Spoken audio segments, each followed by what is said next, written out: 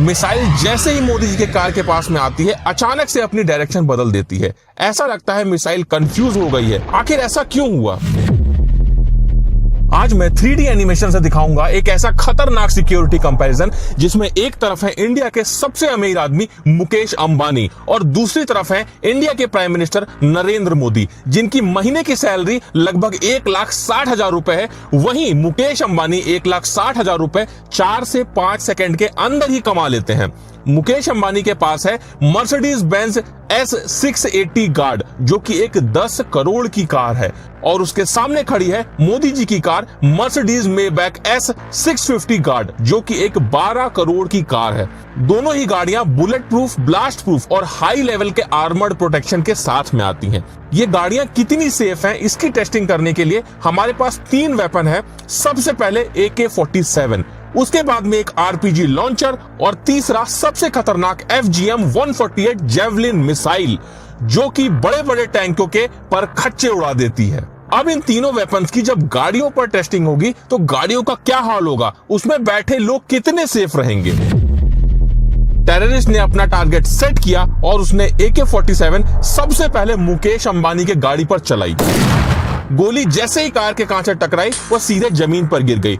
बस एक हल्का सा निशान उसके कांच पर आ गया, क्योंकि मुकेश अंबानी की गाड़ी का ये कांच लगभग 4 इंच मोटा है। और ये तो छोड़ दो, अगर हम इस गाड़ी के डोर को अलग करके देखें तो ये लगभग 5 से 6 इंच मोटा होता है और इसका एक डोर लगभग 250 किलो का होता है, जो कि हाइड्रोलिक सिस्टम से ऑपरेट होता है। एक बटन दबाने पर ऑटोमेटिक ओपन और क्लोज होता है। अब AK-47 तो कार का कुछ नहीं उखाड़ पाई। फिर ये टेररिस्ट गुस्से में आकर RPG लॉन्चर तान देता है। RPG जैसे ही कार से टकराती है बहुत तेज से विस्फोट होता है और जैसा कि आप देख सकते हैं कार में काफी बड़ा डेंट आ जाता है। लेकिन उसके बाद भी कार में बैठे मुकेश अंबानी को सिर्फ जोर की आवाज आती है, उसके अलावा कुछ भी नहीं होता है। वो कार में पूरी तरह से सेफ है, क्योंकि इस गाड़ी में आर्मर प्लेटिंग होती है।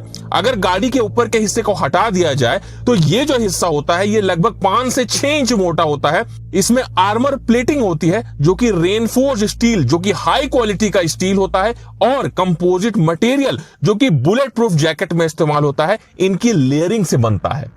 ये देखने के बाद में टेररिस्ट बिना टाइम वेस्ट किए अपना सबसे खतरनाक वेपन FGM-148 जेवलिन मिसाइल को सीधा मुकेश अंबानी की गाड़ी पे फायर कर देता है। अब इस मिसाइल से कार पे क्या असर पड़ता है ये जानने से पहले तुम एक बात को समझ लो कि FGM-148 जेवलिन मिसाइल एक ऐसा खतरनाक वेपन है जिससे फाइटर टैंक भी पूरी तरह से डिस्ट्रॉय हो जाते हैं। ये मिसाइल जैसे ही मुकेश अंबानी की कार से टकराती है बहुत जोर का विस्फोट होता है और कार बहुत बुरी तरह से डैमेज हो जाती है। लेकिन अब भी मुकेश अंबानी को कुछ नहीं होगा, क्योंकि कार के अंदर के सारे एयर बैग्स ओपन हो जाते हैं, जिससे इस ब्लास्ट का पूरा इंपैक्ट एयर बैग पर होता है। मुकेश अंबानी पूरी तरह से सेफ रहते हैं। तो क्या लगता है मोदी जी की कार पे इन वेपन्स का क्या असर होगा? जैसे ही टेररिस्ट ने AK-47 मोदी जी के कार पर चलाई, कार को कुछ भी नहीं हुआ। RPG लॉन्चर चलाया, तब भी कार को कुछ भी नहीं हुआ। अब टेररिस्ट गुस्से में आकर जेवलिन मिसाइल उठाता है और सीधे मोदी जी की कार पर फायर कर देता है। मिसाइल जैसे ही मोदी जी के कार के पास में आती है अचानक से अपनी डायरेक्शन बदल देती है। ऐसा लगता है मिसाइल कंफ्यूज हो गई है। आखिर ऐसा क्यों हुआ? तो मैं आपको बता दूं, मोदी जी की गाड़ियों के साथ में पूरा SPG कॉन्वॉय चलता है, जिसमें ऐसी भी गाड़ियां होती हैं जिसमें बहुत सारे हैवी जैमर्स लगे होते हैं, और ये जो जैमर्स होते हैं ये मिसाइल के सिग्नल को ब्लॉक कर देते हैं, जिस वजह से मिसाइल अपने टारगेट को हिट करने के बजाय अचानक से अपनी डायरेक्शन बदल देती है, जिससे उसका असली टारगेट मिस हो जाता है और मोदी जी पूरी तरह से सेफ रहते हैं।